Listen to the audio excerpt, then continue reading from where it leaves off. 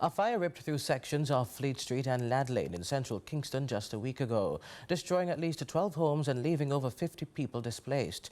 Now the government is stepping in, offering aid and addressing concerns over who qualifies for support. Here's Courteney Lewis. The government has pledged assistance to victims who lost their homes in a devastating fire on Fleet Street and Lad Lane just 1 week ago. Prime Minister Andrew Holness, along with Member of Parliament Donovan Williams and the local government minister Desmond McKenzie, visited the affected Central Kingston community. While recovery efforts are underway, the PM says the rebuilding will take time. Before we can assist in any meaningful way other than the humanitarian assistance, which is already in train, the building assistance, we have to determine the ownership of the land. That's number one. And then we have to do some social investigation into the circumstances of the persons to determine the extent to which we can help. But the concern remains for families who cannot prove ownership. The Prime Minister explains the government cannot construct on land it does not own. Once ownership is established, then we can determine what we can do, whether it is to replace a building or to give a grant.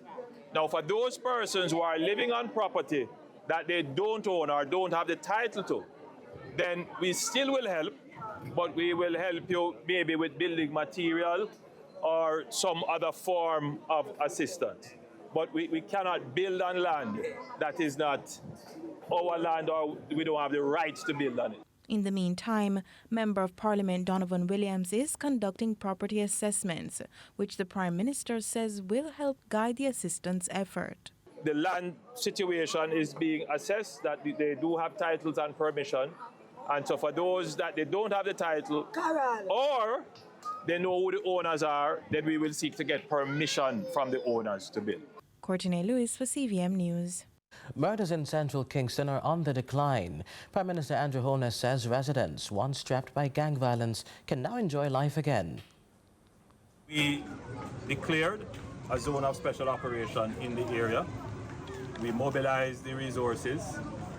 And of course, there was some other interventions with some of our social services. And we also bear in mind that there was Project Star that contributed.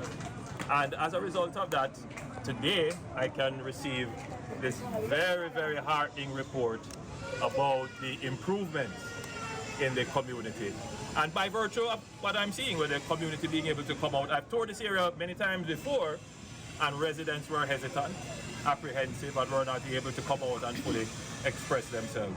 Security is fundamental to business, it's fundamental to the social life of the community.